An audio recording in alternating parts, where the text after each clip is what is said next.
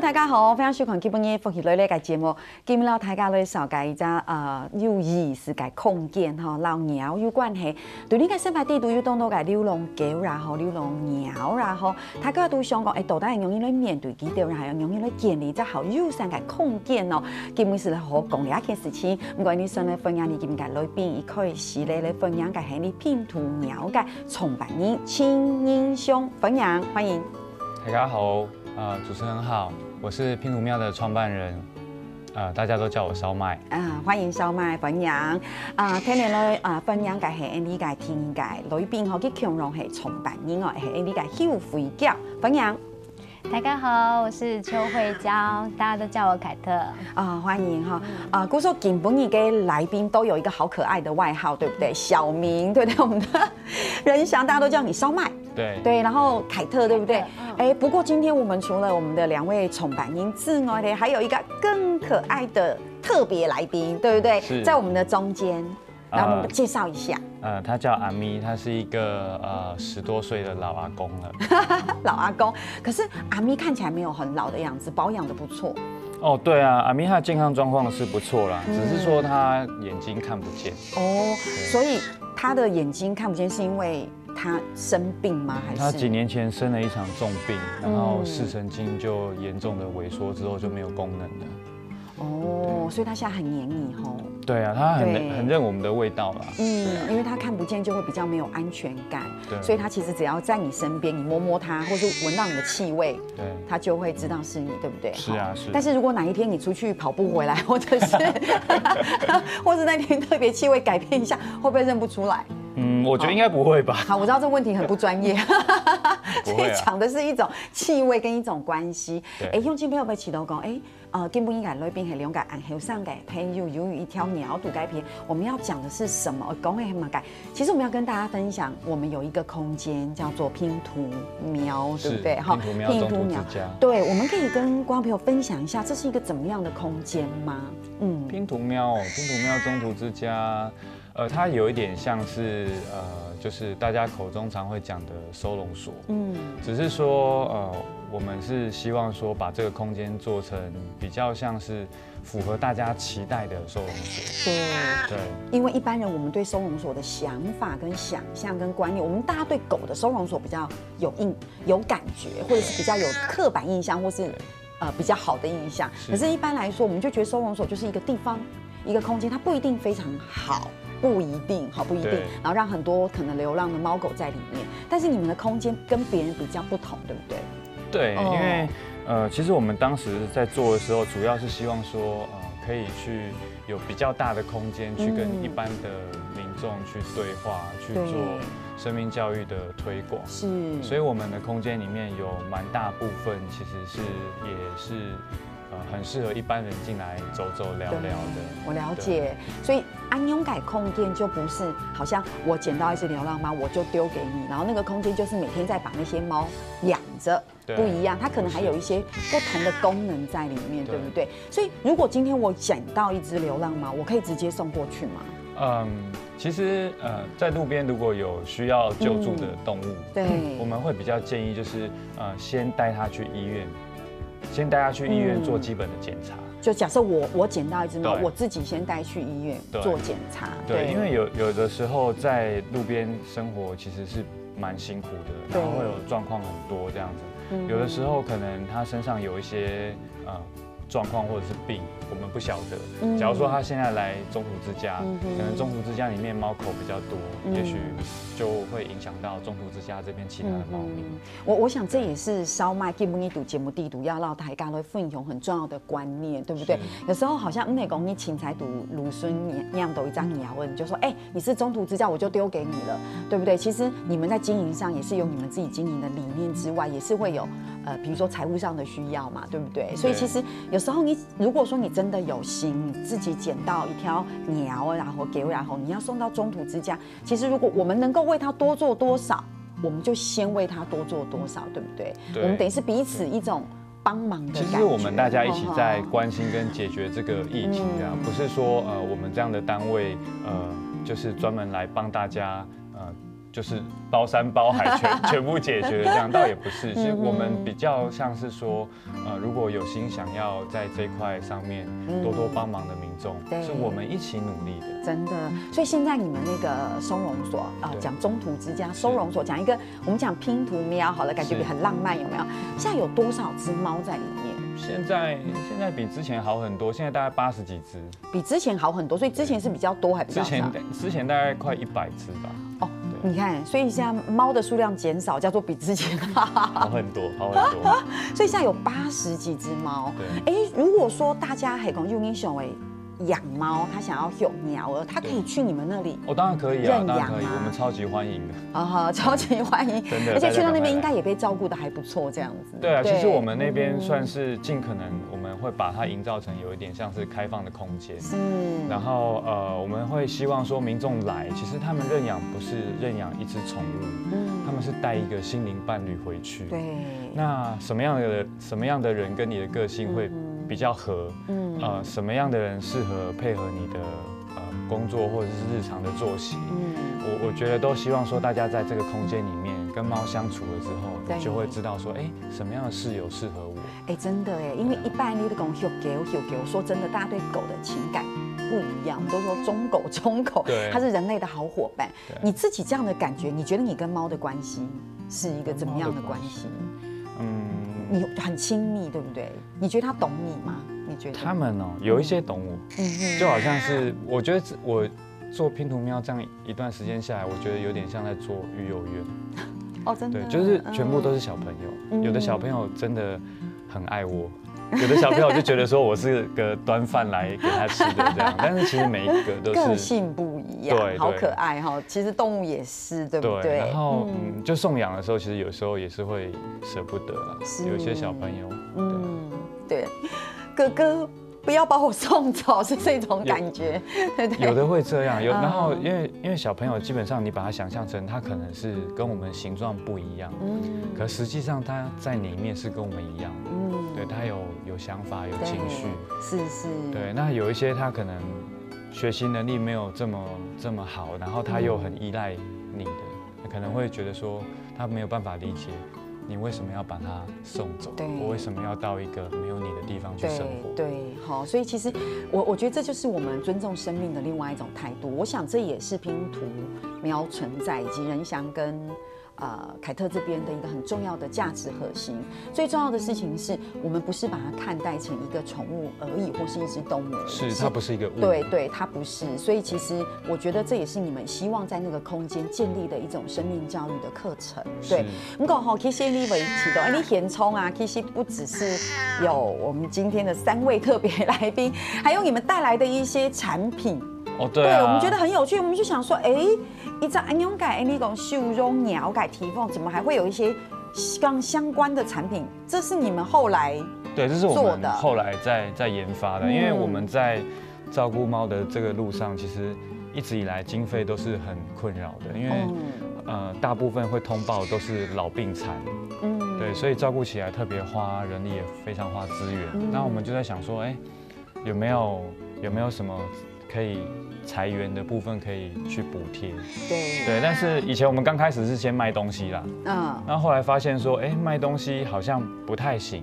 因为你成为一个通路，你可能时间拿来卖东西，你就没时间照顾猫。对。然后我们就想说，有没有一件事情，是我们在照顾猫的当下，又可以产生收入的？对。所以你们就利用了猫的我们就便，对，就拿猫的便这样子。我们想要找一件事情是猫它原本来就有在做，而且我们没有强迫它，不用额外的，对不对？对，然后它又自己可以做得很好的，对，这件事情他们做超好的，对，因为他们每天都要便，对，每天都很努力的吃，很努力的上厕所，这样。对，所以你们是怎么样把便做成肥料？我们是透过我们跟厂商一起去研发的一台机器，还有那个酵素。对，那我们每天用那个我们清出来的这些猫砂，还有这个猫的上厕所的东西，就到机器里面去运作完之后出来的这个就是猫粪肥。那我们再拿这个猫粪肥，请小农帮我们种一些我们大部分的人平常会用到的一些，比如说米啊，比如说玉米啊，蔬菜啊，对，还有接下来可能会有茶这种，然后如果有营收的话，那我们再回过头来就可以再照顾猫，对，就是一个永续的概念。哇吼，你家乡是没有可能冇想到讲，其实你本来係想係建立一隻空間來收容安樣嘅鳥，本佢有好好嘅環境。不過其實你做那晚想下係其實就偏偏做啲利用講用鳥嘅屎啊安樣嘅東西來做配料，做啲然後其他嘅食農來共下來合作，創造很好多嘅利益啦。那有乜嘅故事做啲分享，你先聊下，等下就你講。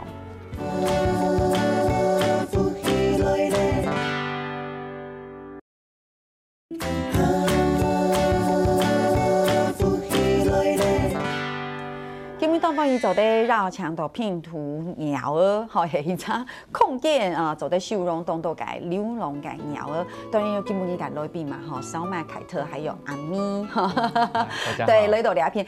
你上團節目有講到，其實跟很多的小農合作，或者是跟一些就是做機器的師傅，然後研發出其實貓糞便可以變成肥料，對不對？是太有趣了哈！你現場昨天看到米。对不对？这是你们一起合作的。对。然后，但在这里嘞，昨天看到的是什么嘞？冰淇淋。对，就是因为说到小农的米，我们就会觉得，是我们的，就是我们生活里面一定需要。但是说到冰淇淋，这就不得了了。怎么会有冰淇淋？对。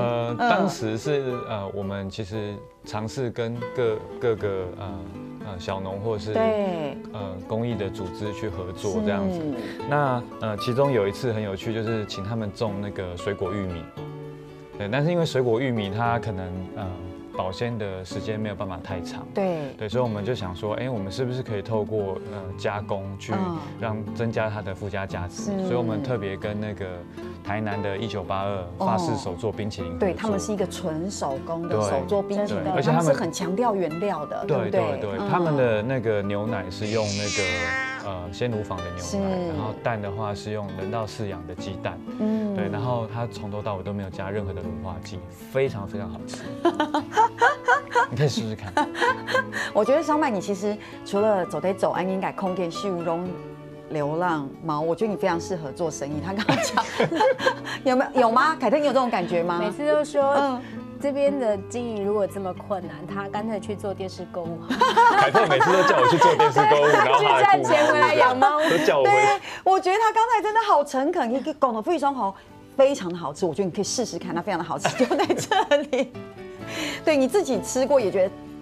那我先闻一下，所以这是玉米，对不对？水果玉米。大家乡亲朋友，我们可能是有动都改冰淇淋，可能没有吃过暴熊米口味的，对不对？这个就是跟台南那个1982合作的，所以它其实也是不管在鲜奶上原料上面是非常非常的诚恳的原料，对，可以这么说，对不对？首先没有任何的化学添加，而且所有的过程里面都是非常善待动物的，尽可能善待动物的，你们很赞。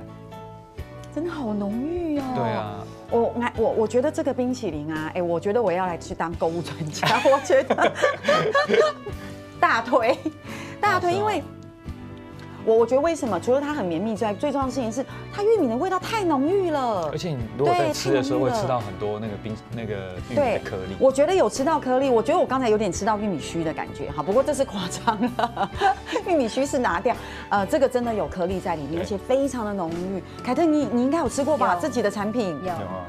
哇，太棒了！所以这一盒已经我吃过了嘛，对不对？所以这一盒就是我的，是不是？是。所以其实这个东西是买得到的。买得到，可以在我们的那个粉专上面，是，我们有那个购物网，我们有购物的网页。对，那订购之后我们会尽快就是用低温宅配的方式送到大家的手上。哇，好棒哦！可是最重要的事情是，你们除了这样合作，最重要的事情是你们最原始的那个初衷跟那个肥料，先有了猫粪，对不对？而且很自然就容易取得，然后我们把它做成配料，然后配料再去跟小农合作，每一个关卡都是有它的意义在里面。其实我们也是鼓励小农，其实也是让小农来认识流浪猫。我觉得这是一个互相，就像你讲，这是一个永续的循环。是，其实我们那个时候在做这件事情的时候，遇到了非常多困难。然后再来就是有刚开始做的时候，其实有很多的亲友很不谅解，就是觉得说为什么你要搞这个？一袋肥料你能赚多少钱？真的。可是我怎么想，我都觉得我们必须要做这件事情，它不是表面上看到的这个样子。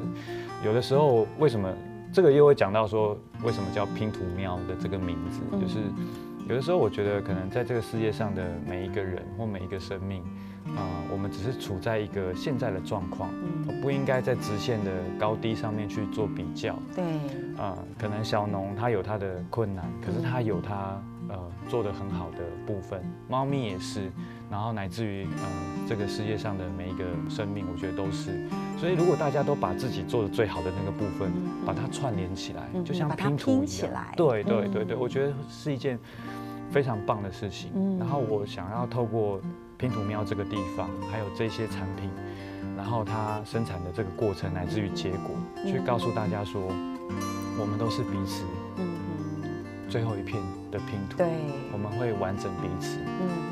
所以可以说凯特也是因为这样子就被骗来了，对不对？是这样吗？是，所以也是因为这样的一个分享跟这样的初衷。刚刚讲骗是开玩笑的，没有骗是真的，没有。因为当初我们是一起在一个那个电脑游戏公司，对。然后他这落差也太大了吧？他说要开猫旅馆，就是那种漂漂亮亮，然后接住宿就好。对，然后主人去玩3天2夜，猫没有地方住，就去猫旅馆，是这个开始的，对不对？对，凯特就说，那个时候凯特就觉得说，那这个工作我每天去那边跟猫打滚，我就有钱领，好赞哦！对，好赞哦！结果后来发现不是，没有啦。但是我们刚开始的确是本来是要做，一开始是要做猫旅馆，然后从接了第1只中途的爱滋猫之后，对，凯特说到爱滋猫，这可以帮我们分享一下。其实我们那时候也不懂，就是什么叫做爱滋猫。对，那爱滋猫是一种俗称啊，那它基本上就是猫的免疫不全的相关的一种疾病。那得这个病的猫咪，它很有可能，我先讲它不会传染给人，大家不用担心这样子。那得这种病，它可能就是免疫的状况，有的可能会比较差，不是全部。可是大家听到名字会怕。对，那很早之前，台湾处理的方法就是，可能就中途之家可能就尽可能就拒收，那有收的话，可能就是一个铁线笼，就一个中途之家最多可能收1只，然后就这只猫它要终其一生在这个笼子里，因为会怕它传染给其他的猫。然后那个时候我们接第1只爱滋猫的时候，就觉得这个价值观，其实我真的很难接受。就是说，你今天想说有一个生命，他得一种病，然后他这辈子不可以被爱，不可以爱人，不可以有朋友，不可以有家人，我没有办法。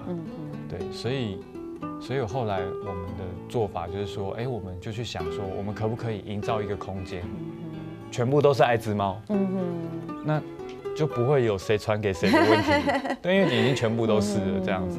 对，那当然这种疯狂的想法，那个时候也是被骂翻，应该马上就被凯特给。凯特会觉得说1只就顾起来有点辛苦了，你要顾1批。对，但是就是我理解，其实烧麦讲的事情，其实就是跟生命教育有关嘛。每一个人都有在这里的生存的价值跟权利。他今天就是一只生病的猫，对他应该要有同等的待遇，而不是因为这样子我们就拒绝它的存在，对不对？所以其实所以因为这样的关系我们也知道，所以你们在你们的空间里面也会有一些，你们刚刚说那个空间也是欢迎很多的家长跟孩子们去参访。对啊，对不对？所以你们是不是也会在这样的参访过程跟大家分享这样的一个观念跟故事？会啊，其实我们那边是非常欢迎，就是民众不管是个人还是团体都预约来参访。我们比较不去像是猫咖啡这样有个餐啊什么，我们反而比较喜欢就是你来，我们带着你认识这些猫。是我们刚刚看到有一些照片是很多的小朋友都该便宜玩猫，或是跟猫相处，所以真的是这样吗？小朋友去开心吗？开心。开心都是后来的事，后来刚开始都超吓的，刚开始都超吓。为什么？就因为我觉得还是陌生了，对不对？比较陌生。第一个陌生，然后再来就是我觉得这也是现在小朋友比较可怜的地方，就是说，他们跟所有的动物最接近的距离就是隔着栅栏。哦。而你把这个栅栏拿掉之后，所有的小朋友看到动物，其实他们会害怕，每个进来都抱着老师大腿，就超级不敢。家里有宠物的比例非常低耶，是非常对，所以但是后来慢慢熟悉了就喜欢了，对不对？对，就是我们会慢慢带啊，像刚刚就看到那个照片，就是小朋友都会不敢去碰，那我们就会引导他说，哎，你想要跟哪一只猫咪认识？我们告诉你他叫什么名字，他喜欢什么，不喜欢什么，你可以怎么跟他玩。而且你还可以跟他介绍说，这个个性很好哦，对不对？很好相处，很好相处。那这个个性很特别哦，因为他很独立、很酷，对不对？对。其实了解这些功效，意思是讲，其实最主要的目的是希望讲建立小朋友然后动物之间的一个关系。我觉得那种关系是告诉小朋友说，它就是一个生命。是。对，我们彼此可以建立很好的互动关系。是。你可以跟他当朋友，是对，是这样的一个感觉。就像你刚刚讲的，你看动豆改小朋友在家里，动豆改尬总他围绕小朋友讲，哎，不要靠近他，有毛。对不对？有可能有这样，小心不要靠近它，它会咬人等等之类的。我觉得其实也不是说这样是一定的错误，但就是说你怎么样跟你的孩子们告诉他，他是一个怎么样珍贵的一个生命，在这里面跟大家是一样的。所以其实很多小朋友去，我想到时候应该不想回家吧？对啊，小朋友每次都是不想回家，然后老师说好，再10分钟哦，再10分钟哦，再5分钟哦，这样子，对，然后到晚上了，对，然后再过5分钟过去，再过3分钟哦，再过5分钟哦，都有意思。还有冇个故事来分享聊下，等下就再讲。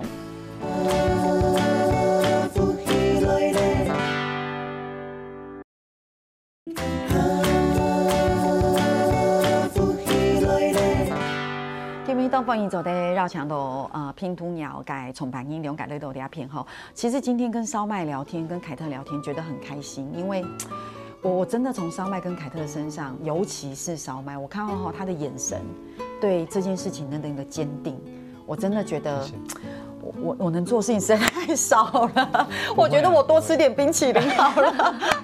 感谢支持。我是真的觉得很棒，因为我觉得这是一个进程。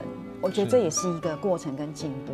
我们从一个不太好的收容空间，我说很多年前，然后慢慢建立台大对生命教育的重视，然后一个友善环境的提供，然后我们再慢慢进到收容所的空间应该是要更美好，对不对？然后我们再慢慢的进到一家收容所改空间，它除了让猫觉得很友善，它应该要让更多人参与，所以这个空间不是只是动物住在那边而已。所以你们看，有小朋友去，对，然后去接近它，然后去了解，这就是一个课外最好的课程。是啊。但是现在更厉害，他们还有跟猫一起上瑜伽，这个是一个怎么样的课程？基本上我们其实最想要做的事情，刚刚就有讲到说，我们是希望说可以让一般的大众可以更认识这一块，更愿意接近或接触这个议题嘛。所以我们其实很积极的尝试跟很多的团体来做空间活化这件事情，那把人都拉进来。对。那个时候在做的时候，其实有一个瑜伽老师，他也是平常有在关心猫咪的爱猫人士，就想说，哎，那来这边开瑜伽课这样子，那就来这边开瑜伽课，基本上除了有做到那个活动筋骨的这个效果之外呢，其实还跟猫其实有多一些的接触跟认识这样。不过比较适合一些M 属性可能比较重的朋友，因为你知道吗？那个瑜伽垫啊，平常是给人躺的，对。可是你去那个空间里面啊，就全部都躺满了那个猫，然后人的话就要躺到旁边去这样。对，然后你也不能把它推开。对，就是全部都是一些高难度的动作这样。那我们接下来可能有试着想要办一些更不一样的活动，对，比如说来去跟猫住一晚啊，对，就是可能来这个空间里面，也许你想养猫，对，可是你不知道跟猫真的生活起来长什么样子，也许你可以来这里睡一晚，类似像这样。然后其实我们也有跟一些团体合作啦，就是说像我们刚刚讲到就是彼此互补的这个概念，对，我们就有跟桃园的木匠的家。木匠的家我知道，在中原大学附近。是，哎，你讲的店这些合作团体，我真的都知道，哎，对不对？真的，我觉得就是这里其实一直都有在关心一些就是公共议题这样。福气来了这个节目一直都有在关心公共议题这样子，真的对木匠的家。对，那个时候在做木匠的家合作的时候，就是因为他们是身心障碍，是，然后他们也是希望可以提供很多的工作机会给一些我们说，比如说失业的朋友们。对。就是需要生活上可能需要一些资源的一些身心障碍的朋友，然后他们是用那个回收的二手家具，没错，去做一些就是客制化的家具，然后我们那边做的那个猫跳台就委托他们做。哇，太棒了！对，我觉得他们做出来的东西就真的是非常非常的品质很好，因为他们其实在里面有些师傅是真的木工师傅，是，对，但是因为整个环境的改变，也许他可能转行或什么，但是他还是又爱用改技术，所以你都改片，其实走得到动动你挑体改木爱改架起，咋个那转来走二手家具，很好用哈，是不是？对，而且有时候二手家具别小看那个木材。那个木材比现在还要好，对不对？我应该要去那里寻宝才可以。真的。对，所以其实这就是跟不同的团体串联，是希望说更多的人一起加入。所以你们的单位也接受捐款吗？有，我们现在是有成立协会，那在我们的粉专上面是有捐款的一些相关的管道。对，所以其实这样子的讯息取得是比如用心朋友可能对安用改东西有兴趣，比如你动好鸟安用改宠物感应，你可能对安用的东西想讲在走买事情也是可以上网络上面，只要打拼图喵，对，是不是？拼图喵，对，就大家只要上网去找，就是我们 Facebook 上面拼图喵的粉丝专页，就会联络到我们。或是电话，有，对，我们有电话是0229208829。是，所以说系讲大家对安用改东西有点兴趣，其实是走在青头记都改自行，然后还讲打天法。其实你可以去收养猫嘛，对不对？你可以去认养猫咪。然后如果你觉得你没有办法好好养猫，因为养猫是个很大的责任哦，你不是只是把它带回家，对不对？这也是我们一直在告诉观众朋友的。所以你其实系讲你想讲，那我可以买点冰淇淋，来这边吃冰跟猫玩，跟猫玩也是另外一种不同。我觉得每个人的贡献不一样，对，每一个人的拼图角色扮演都不一样。好，我觉得这也是我们今天走聊戏节目，然后台港来分享的。所以你们是不是应该也收到很多小农的回馈？对不对？小农的回馈有吗？他们应该也觉得很不一样。对啊，他们其实也觉得这件事情很棒啊，是不是？陆陆续续开始有一些小农啊，然后愿意想要尝试这样的东西，就是会来寻求合作这样。对，而且根本你小改动的东西，还有个东西要记得讲，就是这个小盆栽。我看到的时候，我还想说那是要做什么？我想说这要放猫屎，他说没有，这个是小盆子，可以种小盆栽。猫砂盆造型的小花盆，对，然后主要其实当时会这样设计的原因，是因为希望大家可以摆在办公室，对，然后当里面的这个土长出枝芽来的时候，你就可以看得到说猫变，然后变成菜，猫变当菜，我觉得那个感觉是很不一样的。是猫变成菜，不是猫变。一开始因为一开始台大会讲依琳姐你有谈过吗？就是有一个地方啊什么的，他们做很多的产品就是猫变。我想说猫变，我想说这也太震撼我了，有一点不能接受。他说不是，是猫变走改配那一种菜改菜。我说这中间有很大的差别。所以其实不止这样，其实你们那里有很多的猫的故事可以跟朋友分享，对不对？除了今天的阿咪之外，对不对？因为我刚才读节目一块洗改世界记得分享阿咪改故事，就是说因为他两张母住的孔斗，但后来是因为发现为什么他在家里走路的时候一直撞壁。你才知道原来他看不见，撞到牙齿都掉了。对，其实，在那边照顾很多猫这样子，那有一些小朋友的确印象比较深刻。但是说真的，有的时候我们不要站在就是我们比动物还要来得好的这种角度来看待，就是有一点居高临下这种角度去看。其实猫咪教会我们很多事情。我印象最深刻的是23是一个名字。对，23它是一个可能有慢性肾病的爱滋猫。那其实慢性肾病这件事情你不可逆嘛，所以你只能够让它尽可能舒服一点。没错。对，也许我们不能延长生命的长度，可是我们可以让它的生命的广度或品质得到保障。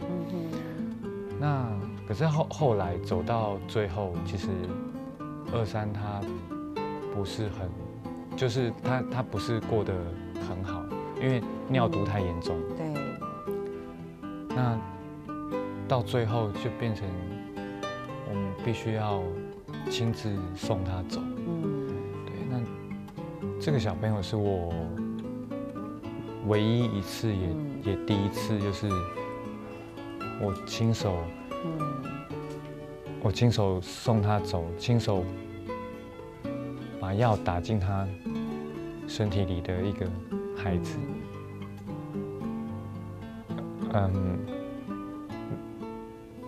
我发现说，那是我唯一能够为他做的事情，所以有的时候23他教会我很重要的事情是，有的时候对他最好的可能就是结束他的痛苦。对。对。